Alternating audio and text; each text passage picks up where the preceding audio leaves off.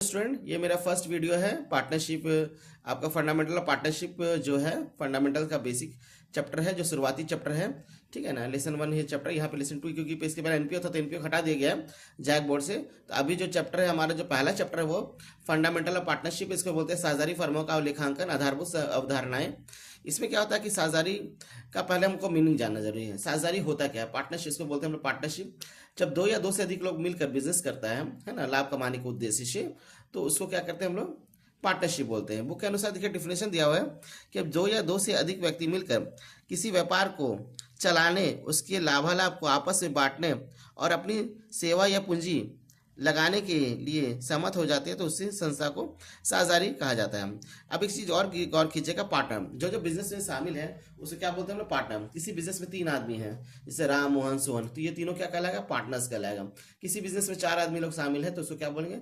चारों क्या बोलेंगे? चारों का जो भी है वो क्या कहलाएगा? पार्टनर्स कहलाएगा, है ना। ठीक है, तो उसको बोलते हैं पार्टनर्स।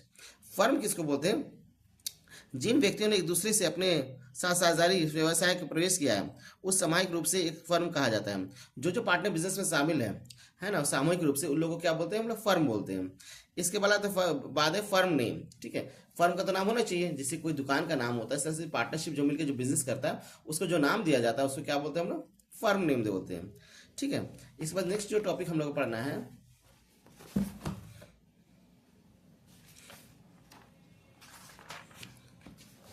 अब इसके बाद हम लोग को पढ़ना है ये चीज कि साझेदारी का, ठीक है, नेचर ऑफ पार्टनरशिप फॉर्म होगी। ठीक है, अब इसके बाद नेक्स्ट हम लोग को जो पढ़ना है कि पार्टनरशिप जो होता है इसमें क्या होना चाहिए, इसका कुछ बेसिक कंडीशन होता है कि कम से कम क्या होना चाहिए? 2 या 2 से अधिक व्यक्ति होना चाहिए। बिजनेस में अगर एक व्यक्ति तो क्या कहलाएगा? वो एकल व्यापार कहलाएगा, इसको बोलते हैं सिंगल प्रोप्राइटरशिप। अगर एक आदमी दुकान चला रहा है तो सिंगल प्रोप्राइटरशिप बोलते हैं। लेकिन पार्टनरशिप का जो कंसेप्ट है वो 2 या 2 से अधिक व्यक्ति होना चाहिए, है ना। तो अगर दो, इसमें सबसे पहला जो है बेसिक क्या है, ऐसे फंक्शन है कि 2 या 2 से अधिक व्यक्ति कहलाना होना चाहिए तो पार्टनरशिप कहलाएगा।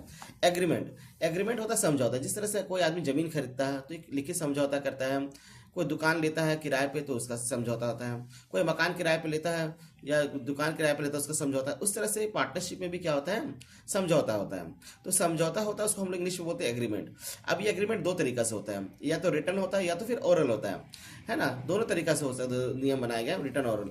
लेकिन ओरल का क्या होता है, कानूनी जब लफड़ा होता है, लीगल मैटर्स होता है, तो ओरल हमारे लिए ना ऑथेंटिक नहीं हो जाता है ना। कभी कभी कोर्ट वगैरह जो होता है, कभी कभी केस वगैरह हो जाता है या कुछ लीगल डिस्प्यूट्स हो जाता है तो उसमें सेटलमेंट करने से ओरल एग्रीमेंट हमारा मान्य नहीं होता है। इसलिए रिटर्न एग्रीमेंट सबसे बेस्ट रहता है और वही होना ही चाहिए। ऐसे तो नहीं हमारा रिटर्न और ओरल, लेकिन रिटर्न वैल्यू ही मेन हमारा वैल्यू होता है। कहीं आगे फ्यूचर में कभी कोई डिस्प्यूट हो गया उसको सेटलमेंट करने के लिए रिटर्न एग्रीमेंट हमारा बहुत मस्ट है। ठीक है, ऐसे नियम है रिटर्न और ओरल दोनों का। एक होता है लॉफुल बिजनेस। ये जो बिजनेस होता है ये लॉफुल होना चाहिए, है ना, लीगल बिजनेस होना चाहिए एक तरह से, है ना, जो कानूनी द्वारा से मान्यता प्राप्त है ना, जो कानूनी तौर से हम लोग कर सकते हैं।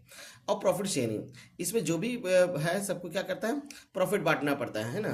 अब जिसके किसी का प्रॉफिट बांटने का अलग अलग कंसेप्ट है इसमें रहता है, जो कि हम लोग आगे चल के पढ़ेंगे। हो सकता है प्रॉफिट को बराबर बांटा जाए, हो सकता है कैपिटल के अनुसार प्रॉफिट बांटा जाए, या कुछ और नियम के अनुसार प्रॉफिट बांटे, है ना। तो इसको प्रॉफिट सबको शेयर करना पड़ता है जो भी पार्टनर्स आपस में, ठीक है।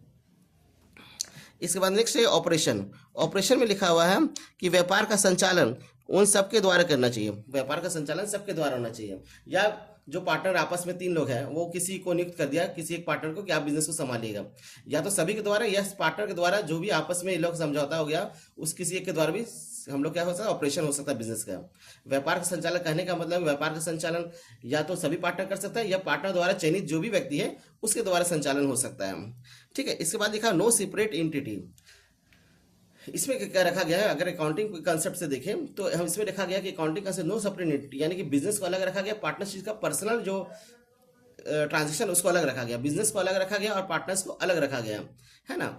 अगर बिजनेस पार्टनर्स का ट्रांजेक्शन वगैरह को इसमें शो नहीं कर सकते, इसमें बिजनेस का खर्चा भी दिखाना, नो सेपरेट एंटिटी, है ना। इसमें लिखा सदस्यों का के अलग अस्तित्व नहीं है। इसके बाद नेक्स्ट है अनलिमिटेड लायबिलिटी। इसमें क्या होता है? लायबिलिटी अनलिमिटेड है। जैसे कहने का मतलब एग्जाम्पल है, अगर किसी पार्टनरशिप का फर्म लॉस हो गया या कोई डेप्ट वगैरह हो गया और कंपनी फर्म तुम्हारा आपका लॉस में जा रही है, ठीक है, तो लॉस में जो जा रही है तो उसका भरपाई पार्टनरशिप फर्म से अगर नहीं हो पा रहा तो पार्टनर्स को अपना पर्सनल एसेट्स बेच के उसका पेमेंट करना पड़ेगा। इसलिए अनलिमिटेड लायबिलिटी। जिस तरह से सोल प्रोप्राइटरशिप यानी कि जिसका एक ही बिजनेस, एक ही पार्टनर रहता है, जो मालिक स्वयं का रहता है, जो कर्ता जिसका स्वयं रहता है, तो उसमें क्या होता है, अगर दुकान लॉस में हो रहा है या किसी का कर्जा है या किसी का डेट हम क्रेडिटर का पैसा नहीं दे पाए, तो उसको दुकानदार को क्या करना पड़ता है, अपना घर से भी प्रॉपर्टी बेच के या एसेट बेच के उस सप्लायर को पेमेंट करना पड़ता है। या किसी का लोन बाकी रह गया, वो नहीं दे पा रहा है, दुकान से पैसा नहीं हो पा रहा, तो क्या करता है दुकानदार घर का अपना प्रॉपर्टी या घर का अपना पर्सनल एसेट बेच के उसको देता है।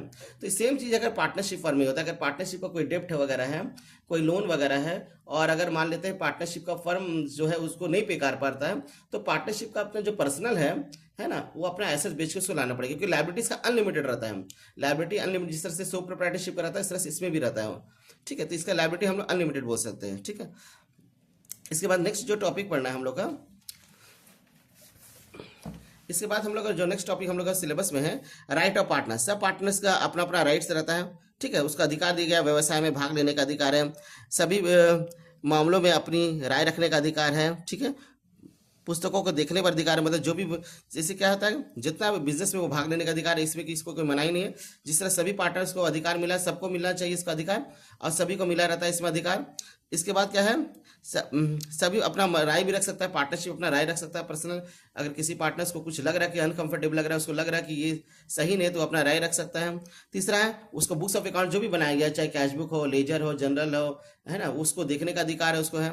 ठीक है, लाभ में हिस्सा प्राप्त करने का अधिकार है, भुगतान करने तथा उसकी क्षतिपूर्ति करने का भी अधिकार है।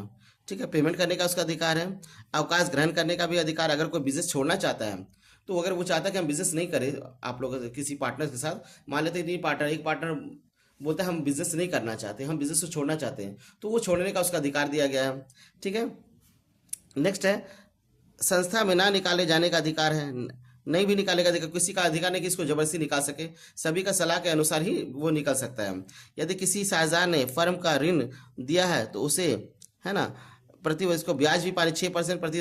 अगर किसी पार्टनर ने फर्म को, अगर मान लीजिए पेमेंट करना है, फर्म के पास पैसा नहीं है, तो पार्टनर अपना पर्सनल पैसा अगर लोन दिया है फर्म को, तो फर्म उसको पेमेंट करने का अधिकार है, और फर्म उसको 6% अतिरिक्त ब्याज देगी। जैसे मान लेते हैं कि कोई पार्टनर है, ठीक है, फर्म को 1 लाख रुपए दिया है, ठीक है, तो फर्म को क्या ड्यूटी है कि उस पार्टनर को 1 लाख रुपए वापस करे, प्लस उसका जो भी इंटरेस्ट बनता है, जो भी पीरियड का, 6 महीने का, साल भर का, at the rate per annum 6% का दर से उसको वापस करना पड़ेगा।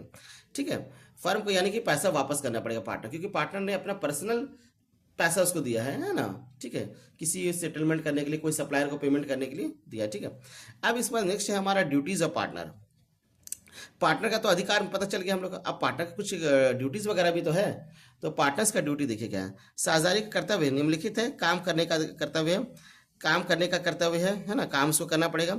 हानियों का हिस्सा लेने का अधिकार है, अपने अधिकार क्षेत्र में कार्य करने का कर्तव्य है, अपने हित का हस्तांतरण करने का अधिकार है, साझेदारी एक दूसरे के प्रति न्यायपूर्ण व वफादार होना चाहिए। ठीक है, और नए साझेदारी को लापरवाही ना, है ना, या कपट के कारण फर्म का कोई हानि क्षति पहुंची, तो उसे क्षति की भरपाई भी करना है। ठीक है, अब नेक्स्ट वीडियो में हमारा और दूसरा रहेगा एग्रीमेंट के बारे में बात करें हम लोग।